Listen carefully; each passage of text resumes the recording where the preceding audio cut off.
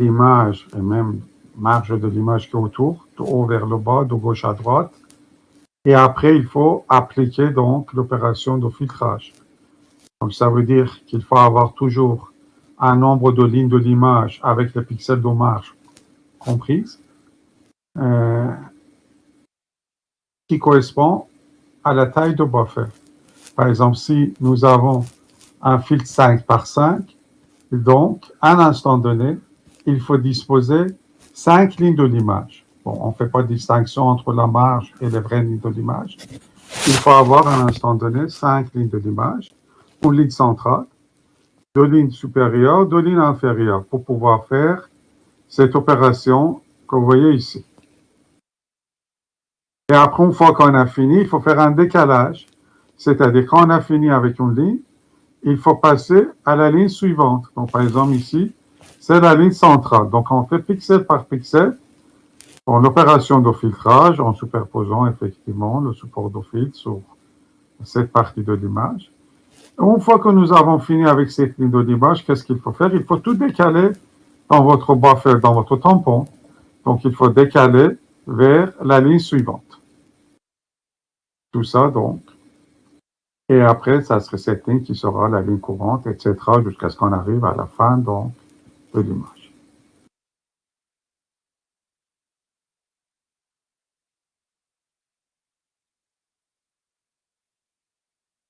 Et l'algorithme est valable pour tout type de filtre. Ce n'est pas uniquement pour filtrage passe-bas. Si vous mettez une fonction qui est une fonction de filtre passe-bas, réponse impulsionnée plus exactement. De filtre passe-bas, vous faites opération filtrage passe-bas. Si vous mettez la réponse impulsionnée d'un autre type de filtre, vous allez faire un autre type de filtre.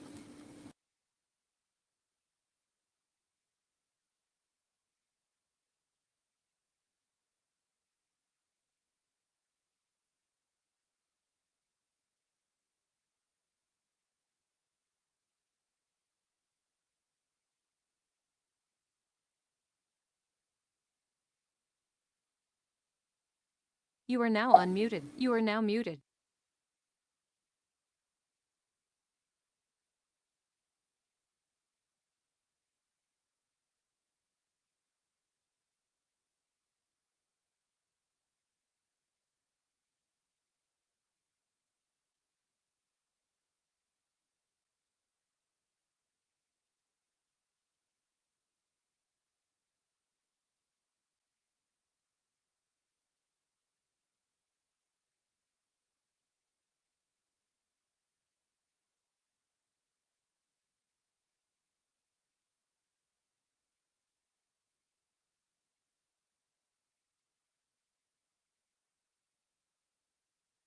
You are now Bon, unmuted. on va You are now commencer muted. donc pour y égale n un max ligne plus 1.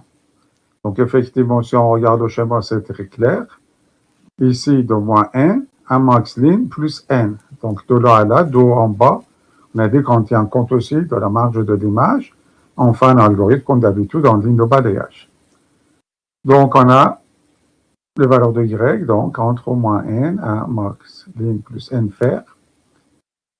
Alors, si y est 0, si supérieur à max x, ça veut dire ici, on est dans le cadre de la marge de l'image, c'est-à-dire les pixels qui n'existent pas. Donc, il faut les considérer comme des pixels à valeur 0. Donc, il faut remettre à 0. Donc, les lignes correspondantes de l'autre buffer, bon, qui est de taille de 5 par 5 ou 3 par 3, comme je vous avais dit d'habitude. Il faut mettre donc ces pixels pour la ligne correspondante dans buffer à 0. Et si ce n'est pas le cas, donc, il faut affecter la ligne Y de l'image aux éléments qui sont entre 0 à max score de la ligne, c'est-à-dire, voilà, les pixels de l'image, les vrais pixels de l'image et pas la marge. Donc, après, qu'est-ce qu'on fait? Si Y est supérieur ou égal à N. Bon. On va faire opération de convolution et affichage. Bon, convolution et filtrage. Alors, pour x égale 0 à max colon faire, I égale 0, donc I intensité lumineuse, au départ, initialisé à 0. Et après, pour faire opération de convolution, pour J égale moins n à n, donc, par exemple, de moins 2 à plus de faire, pour I égale moins n à plus n faire, donc par exemple, moins 2 à plus de faire, I sera égal à la valeur précédente, au départ 0, plus buffer de moins J, x moins I, multiplié par H de J et I. Alors, c'est pour faire ce que nous avons ici. C'est expliqué par ce schéma en superposant.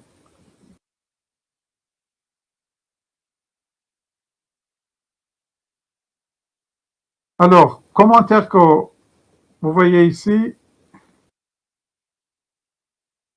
n'a pas vraiment beaucoup d'importance à nos jours.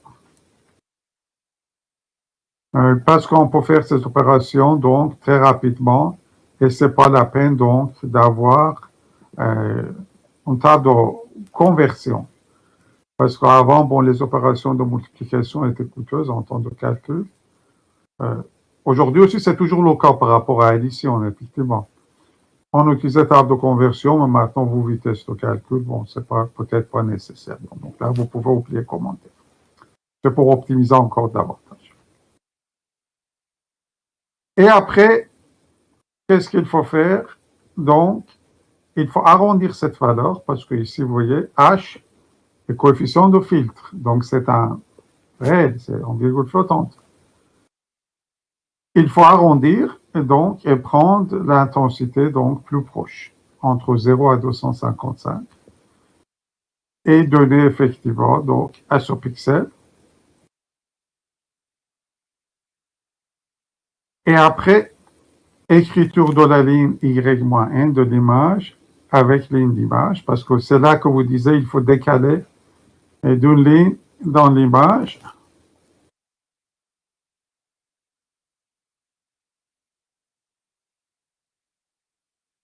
Et après, bon, nous avons boucle pour, cette fois-ci J. Toujours moins n, cette fois-ci à n moins 1. Bof de J sera égal à buffer de J plus 1. Bon, c'est ce que j'avais dit. Donc, décalage vers le haut dans le buffer. Donc, quand on finit avec la ligne courante, donc, il faut faire un décalage. Donc, passer à la ligne supérieure. Et c'est pour ça qu'on fait buffer de J égale buffer de J plus 1. Et on continue donc comme ça, ligne par ligne, jusqu'à la dernière ligne de l'image, y compris donc la marge de l'image. Mais l'opération donc de convolution, ça se passe ici, à l'intérieur, avec ces deux boucles pour imbriquées. Et le reste, effectivement, est affecté à des valeurs, on ne pas faire, et faire le décalage. Bon. Y a-t-il des questions? Alors, si vous voulez faire comme exercice pour n'avoir aucune ambiguïté, ce que je vous suggère, de le faire pas à pas. Dans le cas d'une petite image, voyez, prenons une petite image avec un filtre de taille 3 par 3 et faire l'algorithme pas à pas pour bien voir s'il y a des ambiguïtés.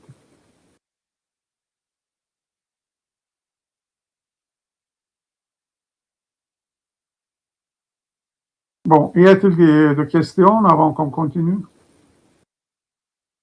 Donc d'ailleurs, vous pouvez tester cet algorithme en utilisant l'algorithme sur la machine. Donc vous pouvez prendre une image quelconque. Par exemple, vous pouvez faire un damier pour voir l'effet de filtrage plus clairement, faire un damier. Damier simple à faire bidimensionnel, vous faites avec opérateur modulo. Vous faites un damier avec des cases de couleurs différentes, comme vous voulez. Enfin, si c'est plus simple, si c'est en noir et blanc, parce que là, voilà, vous pouvez faire plus rapidement l'opération de filtrage. Parce qu'ici, effectivement, si c'est noir et blanc, si c'est en couleur, il faut mettre RVB à chaque fois. À chaque fois, bon, donc ça va faire 3 fois la même chose. Donc, un damier noir et blanc. Comme filtre, vous allez prendre donc un filtre passe-bas, même si filtre passe-bas idéal est 5, on verra d'autres fonctions. Vous pouvez au hasard choisir 3 coefficients, même si ce n'est pas une fonction filtre, fonction 5, vraie fonction 5. Vous pouvez choisir 3 fonctions de pondération, donc même au hasard, si ce n'est pas sur fonction 5, et faire votre noyau donc, de filtre et de masque de filtre. N'oubliez pas que le filtre doit être normalisé. Donc, vous initialisez ici, vous appliquez l'algorithme et vous verrez le résultat sur le damier. Si on ne s'est pas trompé, effectivement, vous devrez trouver un damier qui est flou. Alors, si vous répétez l'opération de filtrage plusieurs fois sur le résultat précédent, donc vous allez avoir une image de plus en plus floue. Et donc, vous pouvez donc tester l'algorithme dans le cas d'un filtrage passe-bas. Par la suite, quand on va voir d'autres types de filtres, si vous le faites sur un filtre, avec un filtrage passe-bas, en principe, vous devrez détecter les contours d'image. Bon. Y a-t-il de questions avant qu'on continue?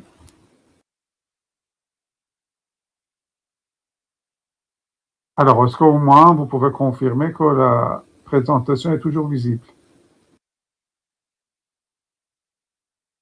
Oui, on retrouve la présentation. OK. Alors, maintenant, on va voir effectivement les différents types de filtres. Filtre passe-bas, bon, on a souvent parlé, donc on peut passer plus rapidement là-dessus. Filtre passe-haut et filtre passe-pente. Nous verrons qu'on peut obtenir les autres filtres à partir de filtre passe-bas. C'est pour ça qu'on a insisté davantage sur le filtre passe-bas, parce que d'une part, c'était nécessaire. Rappelez-vous, restitution d'images à partir de ces échantillons obligatoirement est fait par un filtrage passe-bas. C'était le point de départ de parler de filtre passe-bas. Après, on a parlé, par exemple, pour enlever le bruit généralisé sur une image, etc. Donc, on va voir ces différents types de filtres. Alors, filtrage passe-bas, pour supprimer les autres fréquences, on a souvent parlé. Supprimer les autres fréquences, ça veut dire que l'image a moins de changements abrupts d'intensité lumineuse pour les 3 composantes RVB de couleur, si l'image est en couleur, au niveau de gris. Et l'image moins détaillée sera moins floue, sera plus floue. Justement, j'étais en train de dire, faites un damier et faire filtrage passe-bas, et vous verrez que l'image deviendra floue. Et si vous, comme je vous ai dit, vous faites plusieurs fois la même opération, mais évidemment, à chaque fois, il faut changer le filtre. Et changer le filtre, ça veut dire changer la fréquence de coupure de filtre. Et vous verrez que l'image sera de plus en plus floue si vous avez donc des fréquences de coupure moins élevées. Alors, le filtrage passe-bas idéal, nous avons vu, c'est la fonction 5 qu'il faut utiliser. Mais il existe d'autres fonctions qu'on va voir, qui sont utilisées aussi souvent, notamment Gaussien et Butterworth. Alors, quand on fait filtrage numérique, il n'y a pas vraiment beaucoup de différences, sauf dans des cas particuliers, pour le choix de filtre. Donc, filtre passe-bas idéal est 5, mais filtre Gaussien est très utilisé. Des fois aussi, on utilise Butterworth. Donc, on va voir la fonction donc gaussienne. Vous connaissez par ailleurs, ici effectivement, ces fonctions gaussiennes. Notre H de U et V, réponse 1 plus 1 de filtre. Au lieu d'avoir un filtre de type sync, ici nous avons filtre de type gaussien qui est sous forme de cloche. Alors pourquoi c'est pas très important d'avoir gaussien ou d'avoir sync? je vous explique, c'est très intuitif, on peut voir sur le schéma. Parce que pour sync, qu'est-ce qu'on avait fait? On a pris la partie centrale et quelques coefficients là-dessus. Alors, regardez la partie centrale, ça ressemble pas mal à un filtre gaussien, parce que c'est en forme de cloche. D'ailleurs, c'est ça l'appellation de fonction sinc, sinus cardinal. Bon, alors on va voir effectivement que c'est très similaire. Très similaire, sauf que bon, avec filtre gaussien, on peut jouer un peu sur la forme qui est en haut de filtre plus facilement qu'avec donc filtre de type sync. Avec sync aussi on peut, mais bon, ici c'est peut-être plus simple à obtenir différentes formes que vous pouvez voir. Alors ici, H de EV est défini par E, qui est bon, exponentiel toujours. Et moins D au carré, D effectivement est une fonction de distance, D au carré de EV, sur 2 D0 au carré, qui est aussi une constante liée avec la distance. Alors d'abord, D de EV est défini comme racine carrée de E au carré plus V au carré. Donc, ça donne directement la distance par rapport au centre, vous voyez. Ici, c'est point central, donc, on ne voit pas. De coordonnées 0 et 0 pour E et V. Donc, pour un point sur le filtre, de coordonnées U et V, sa distance par rapport au centre, vous pouvez voir que c'est égal à U au carré plus V au carré. Bon, c'est racine carrée de E au carré plus V au carré, donc c'est théorème par le théorème. Et D0, c'est une constante, donc on va définir, c'est l'utilisateur défini, et qui va déterminer la fréquence de coupure de filtre. Et c'est pour ça que je disais, on utilise gaussienne parce que c'est plus simple, plus intuitif à modifier la forme de filtre par rapport à filtre de type sync. Là aussi c'est possible, mais c'est peut-être moins intuitif, c'est plus près de traitement de signe. Alors ici nous avons, vous pouvez voir sur le schéma, et donc les différentes formes de cette fonction gaussienne en fonction de différentes valeurs donc de D0. Si D0 égale 10, vous voyez, ici on avait 2, D0 au carré. Donc on a cette forme. Si D0 égale 20, c'est ce qu'on obtient. D0 égale 40, on obtient. D0 égale 100, on obtient cette forme. Donc vous verrez que plus D0 est élevé, plus le sommet de filtre est aplati par rapport au cas initial avec par exemple D égale 20. Et quand vous changez effectivement la forme de réponse impulsionnelle, vous changez aussi la fréquence de coupure de filtre. Mais une fois que vous avez déterminé votre filtre, on va faire pareil. Vous prenez quelques coefficients, bon, le centre toujours, parce que d'habitude on utilise des filtres de taille ampère. Et c'est pour ça, pour tenir compte de centre qui est effectivement point plus important, qu'on utilise filtre ampère. Et après, quelques points autour, exactement comme on a fait dans le cas donc, de filtrage par donc, fonction sync. Et vous utilisez le même algorithme. Par contre, effectivement, au moment d'initialisation, vous allez l'initialiser avec un filtre qui est en fonction gaussienne.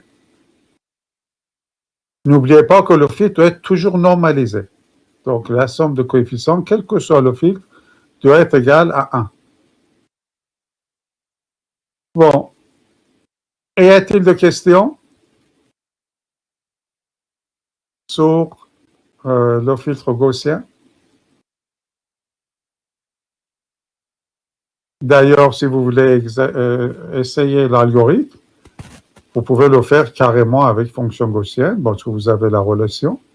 Effectivement, vous déterminez la valeur de D0 quand vous voulez, et vous allez définir une fonction, vous prenez quelques coefficients, vous le faites, vous allez faire votre filtrage passe-bas sur le damier, après vous changez des zéros, une autre valeur, vous réinitialisez votre filtre, vous le faites passer à nouveau sur un damier, et vous comparez les deux résultats.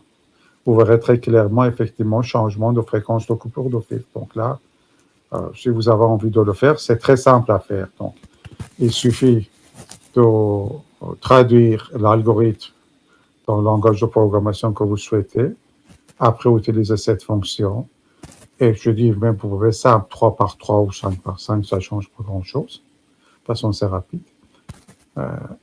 Et voir le résultat. Bon, plus l'étendue de filtre est élevée, plus la qualité de filtre est élevée. Évidemment, si vous voulez faire un filtrage passe-bas, il est préférable de faire 5 par 5 au lieu de 3 par 3. Ou même 7 par 7 au lieu de 5 par 5. Mais après, bon, ça deviendra un peu plus complexe, un peu plus coûteux en temps de calcul. Mais vous pouvez, voilà, essayer tout ça, c'est quand même, ça reste rapide pour voir la différence de qualité. Y a-t-il de questions sur le filtre gaussien avant qu'on voit filtre Butterworth? Et on va finir le cours avec filtre Butterworth.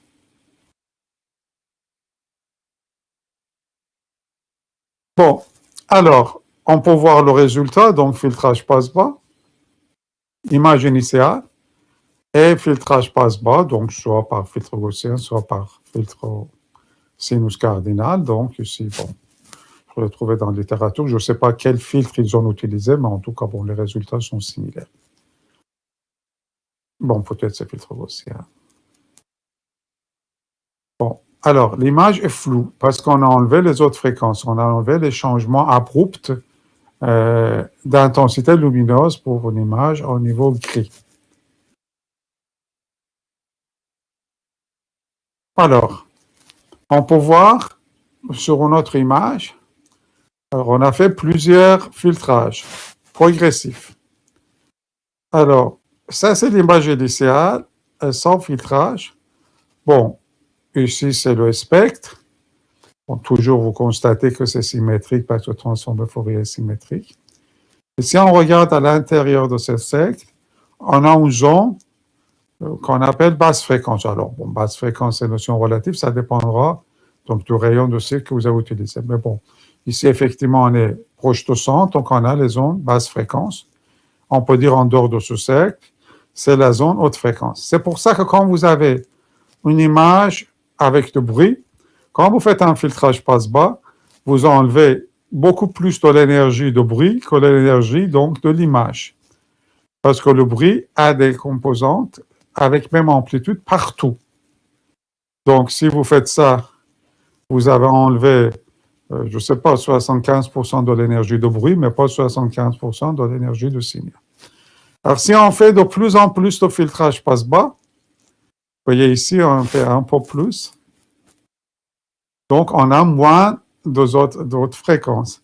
Et si on fait encore davantage, c'est-à-dire si on diminue la fréquence ou les fréquences de coupure, parce qu'on est dans le cas bidimensionnel, bon, vous pouvez voir qu'il ne reste que vraiment des fréquences très proches de zéro, vraiment au centre.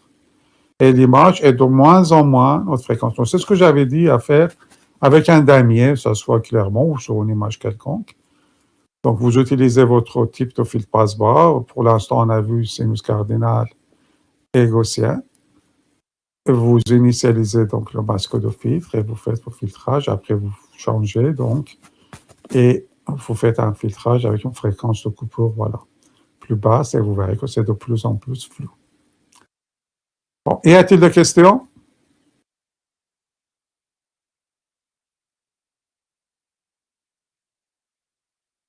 Donc, surtout ici, ce qu'on peut expliquer, l'effet de filtrage passe-bas pour le bruit. Donc, quand on enlève toutes les fréquences qui sont autour, on enlève beaucoup d'énergie donc du bruit, mais pas le signal. C'est pour ça que même si le signal, image initiale est plus flou, par contre, ça serait pratiquement sans bruit, avec beaucoup moins de bruit perceptible. Bon, on va finir le cours avec la fonction de filtre Butterworth. Donc ici, vous voyez, ça ressemble au précédent, donc notamment gaussien, parce qu'avec gaussien aussi, si vous réglez bien, vous pouvez avoir une telle allure pour votre filtre.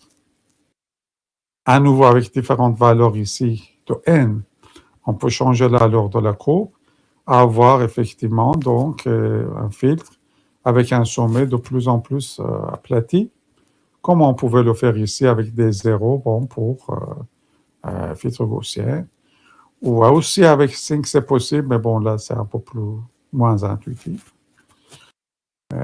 Ici, nous avons h de UV égale 1 sur 1 plus d de UV, d0 sur 2 puissance n. Alors, D2EV, c'est comme avant, la distance par rapport au centre. D0 aussi comme avant, donc, vous voyez, c'est une constante qui, dans le cas donc, du filtre gaussien, a déterminé directement la fréquence de coupure. Ici, ça reste aussi une constante, mais fréquence de coupure pour valeur de D0 donnée est déterminée par valeur de N. Et N, c'est un entier qui détermine cette fois-ci la fréquence de coupure. Donc, on peut voir ici, nous avons différentes valeurs de N égale 1, N égale 2, N égale 3, N égale 4. Et ce qui se passe, donc, on change l'allure de filtre. On va avoir effectivement donc un filtre avec un sommet plus aplati et plus serré. Donc ici, c'est à peu près quelque chose avec N égale 3 ou N égale 4. Bon, si on repart par rapport à ça. Donc à nouveau, pareil, il suffit de prendre quelques coefficients, filtre impair, coefficient au centre, quelques coefficients autour pour initialiser donc le masque de filtre. N'oubliez pas, le filtre doit être normalisé. Alors, c'est-à-dire que, par exemple, si vous avez un filtre 5 par 5, vous faites la somme des coefficients, et après, vous faites division par 25. Comme ça, vous allez avoir tout simplement filtre normalisé. Ou si c'est 3 par 3, vous faites la somme, vous divisez par 9 et vous allez avoir donc effectivement filtre normalisé, donc pour ne pas dépasser 1.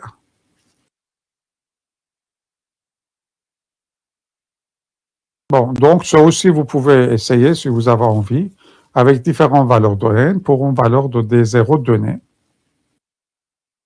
Donc, et voir qu'est-ce que vous obtenez, quelle est la différence. Y a-t-il des questions? Alors, avant de finir, donc, moi j'avais 4 séances de cours, on a fait déjà 3 séances. La prochaine fois, dernière séance de cours. Donc, je vais faire un rappel sur le cours d'aujourd'hui. On va finir le filtrage, différents types de filtrage. On va voir aussi d'autres opérations. J'ai déjà envoyé donc le support de cours. Vous pouvez voir si vous voulez. Alors, attendez, on n'entend plus. Est-ce que vous m'entendez plus? Est-ce que vous m'entendez toujours? Parce que je vois quelqu'un dit qu'il n'entend plus.